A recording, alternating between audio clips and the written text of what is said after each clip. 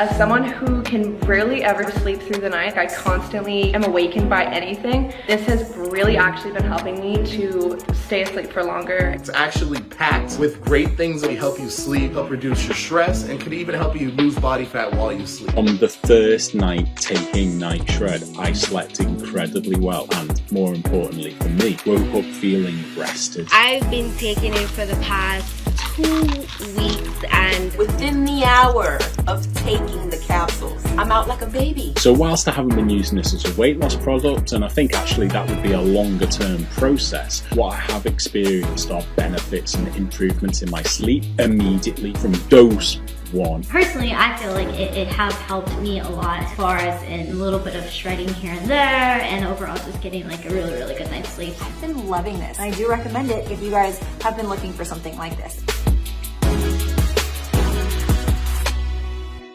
From watching from afar, you were grimacing a lot in that game. You were limping. You were touching the hamstring.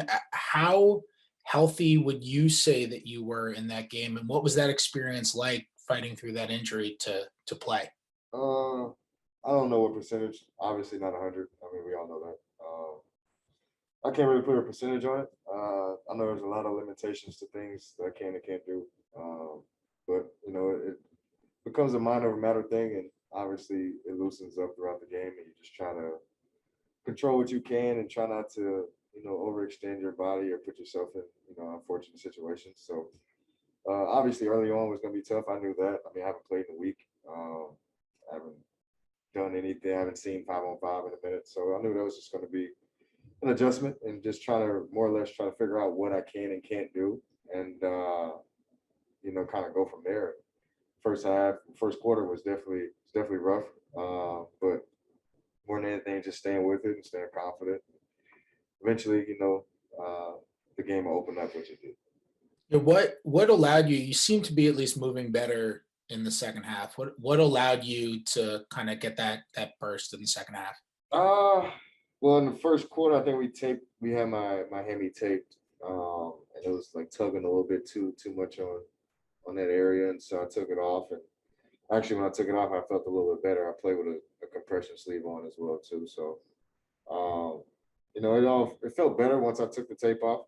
Obviously, didn't feel back to 100, but I was able to move a little bit more smoother than what I was. And so once I was able to do that, you know, I was able to figure out, okay, what I could and couldn't do, find some ways to attack, get my shot off, and second half was different. Yeah. Scott? Brad, it's always good to see you. Obviously, this franchise has had plenty of history with Boston in playoff type situations, and here we go again against Boston, and basically in a playoff game. Exciting, your approach to this game. I guess your personal feelings toward facing Boston in a big game again. It's always fun. We know that this is a competitive organization. You know, they're always, you know, they're competing for a championship every year. So we're looking forward to it. Obviously, this isn't the same. Neither team is the same as it was a couple years ago. I think I'm probably the last troop still here from their team, and I can tell you who's still remaining from their team. Maybe Marcus Smart. That's probably the only guy left. So more than anything, man, we're just competing. We know we've had some tough battles earlier this year, and then obviously a few years ago. We know how they went down, but it's definitely amazing to be back in that position to where we're fighting for something else in the playoffs. We're both fighting for, you know, high position. You know, so I'm definitely excited about it, playing against my brother again, and everything's on the line. So, you know, this team clearly has the momentum, the confidence. You guys got to be feeling good right now. You know, I hate making comparisons to past years and whatnot, but overall body of work, you guys got to be feeling awfully confident in the momentum, as I mentioned, going into however long you can make this run for. Most definitely. You know, it's crazy. You know, we can't really point to what started it or, you know, how we ended up, you know, going on this nice little run, but it clicked at the right time. You know, obviously we're healthy, which is something I always say. As long as we have all of our guys, we know what we're capable of doing. It's just a matter of us staying that way, staying healthy, and just being available for our team. And man, I don't really know. Like, we're really just meshing well. We're playing well. Everything is clicking. I laughed and said we're actually starting to defend. We actually made a decision to defend a little bit. So you know, whenever, you know, we're putting our minds to, you know, what's been working, we didn't change it. You know, we stuck with that. We took it a day at a time, which I think we credit it to. Thanks, Brad. Yeah. Chase. Hey, Brad. The trajectory of your career has been to where, you know, at one point you were very accustomed to going to the playoffs, actually winning series. And then, of course, it was a couple years where you had to take your lumps. And, you know, now you're back. I'm just wondering, how rewarding is it to be back in the postseason? And I guess, how fun has it been to these last few weeks to be winning for the first time in years, essentially? It's been amazing, and it's all I've been caring about and all I've been focusing on. Like you said, I haven't been in the playoffs in like 2-3 years, and so that's unlike us. You know, we're usually there. We're usually fighting, competing, and, you know, in the mix. So, like you said, I definitely took some bumps and some lumps on the way, and it definitely helped mature my game and, you know, prepare me for this situation. But I'm definitely excited we're back to where we belong. You know, we're a playoff type team, and so I'm happy we gave ourselves an opportunity. You know, to finish out the year the way we did. We finished at 8, which the year was regular, we'd still be in the playoffs. So that's amazing to hear. And you mentioned it, your brother, Jayson Tatum, up against him in a very important game. What's that going to be like? What are these next, you know, I guess 30-something hours going to be like between you guys? Oh, I mean, it's the same as it always is. Like, we're very competitive. You know, that's my brother. At the end of the day, we love each other to death off the floor. When we step in between the lines, you know, he plays for Boston, I play for Washington. You know, we're still brothers, but we compete. We both want to win. We're both playing at high levels right now, and it's always fun. You know, I'm always his biggest fan, and just watching him grow in the league, and just to see his strides and to see where he's going. But I'm definitely excited about my team and where we are, and the possibilities and chances we have in beating them and moving forward. Matt Paris. Hey, Brad. In like a one-game scenario, just what does having like you and Russ do for raising the ceiling of, you know, anything could, you know, go this time of year, but having the caliber of players that, you know, you and Russ are? I mean, it breeds confidence. You know, it just trickles down to everybody. It gives everybody a sense of, I guess, security in a way, and positivity. Like, I was asking myself the whole last 48 hours of whether or not I was going to play yesterday. It's tough because at the end of the day, it's not all about me. You know, it's about my teammates, helping them out, giving them, you know, a sense of confidence and belief that, you know, this is what I want to do, this is where I want to be, and I'm going to help in any way I can.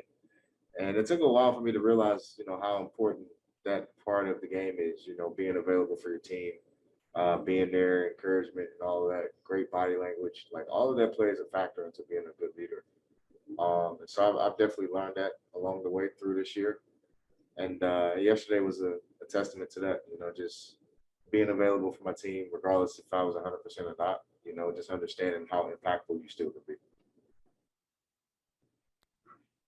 And did everything come out okay with the hamstring? Will you be good to go for 2 Yeah, there was no setback, which is good. I didn't injure it any worse than what it was, so that's positive. Obviously, it still probably won't be 100%. It's just a matter of managing it and playing as best I can. Ava. Brad, I kind of wanted to ask you to elaborate a little bit on what you were just talking about, just in the whole picture of leadership thing. I think you talked about this when you were on the jump in regards to Russ. And I'm just wondering what you've learned from him this year as it relates to being like a franchise guy and being that type of face of a team, if you've learned anything at all from him. The biggest thing is his mental approach to the game and to his teammates. You know, he always wants to win, you know, and it may come off as nasty and ugly sometimes, but, you know, that's him. You know, he wants to win. Everything isn't going to be perfect. Everything isn't going to be beautiful. But, you know, he doesn't demand something out of anybody else that he doesn't do out of, you know, demand out of himself, you know, or expect out of himself. And I respect that. You know, each and every night he comes out with the mentality that he's the best player on the floor and that he's going to be the best playmaker on the floor. And he goes out and does that, you know, and for him to do that night in and night out on a consistent basis, it propelled me, it propelled my game, because, you know, I've seen times where he's hurt. I know he probably shouldn't even be playing, but he's out here, he's competing, he's going hard, and he's still getting triple doubles. He's still, you know, leading, he's still talking to his teammates, you know, so it's very motivational in a lot of ways, you know, to see, you know, a man be able to just channel that type of energy night in and night out.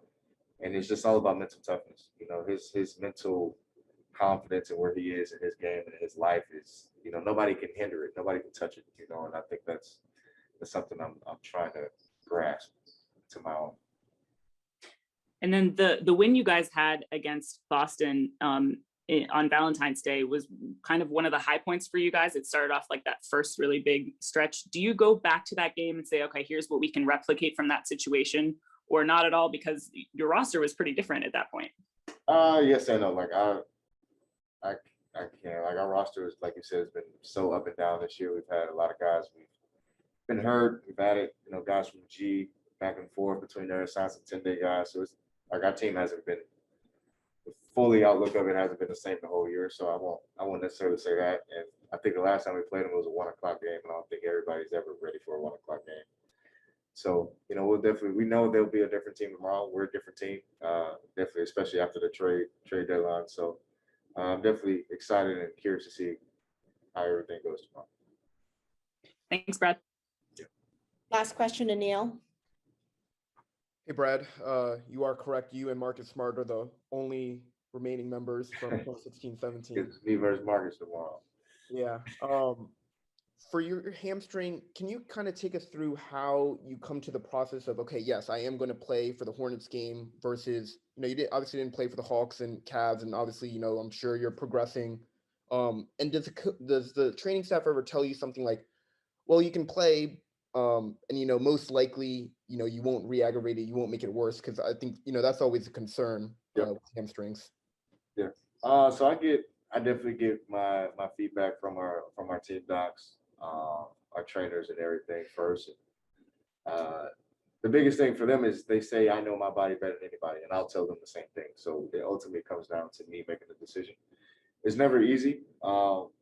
It's never easy, honestly, because for me, I didn't want my first game back to be the playing game, which is, you know, knock on wood, if we lost yesterday, you know, all the marbles are on Tuesday, you know, so I didn't necessarily want that. I at least want to give myself a chance to see how I felt, even if that meant, you know, I might have set myself back, even if that meant not being able to play on Tuesday, you know. So I understood how important this game was, just in terms of a positioning standpoint, you know, giving ourselves a chance to play one game versus two potentially, and just all of that stuff factored into it, you know, which is why I said it ultimately became about my teammates and helping them and less about me. 100%, it's always, you know, as a player, you want to be selfish and take care of your body and look out for yourself. And I do that, but, you know, I'm also hard-headed in a lot of ways too. And, you know, I love the play, and I love being out there with my teammates. And yesterday, I kind of made a hard-headed decision and played probably when I shouldn't have, but, you know, we made the best of it. And honestly, it's going to be something that, you know, you're going to have to deal with, you know, whether it's today or whether it's Tuesday. So I just was like, okay, I'll just deal with it today and see how it goes. So it's pretty much how it came down to it. I mean, the medical staff they weren't 100% with it.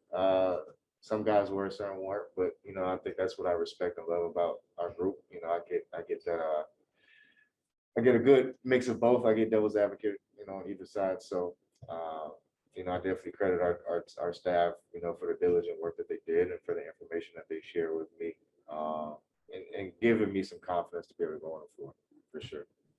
And Scott said that you were feeling good, feeling great.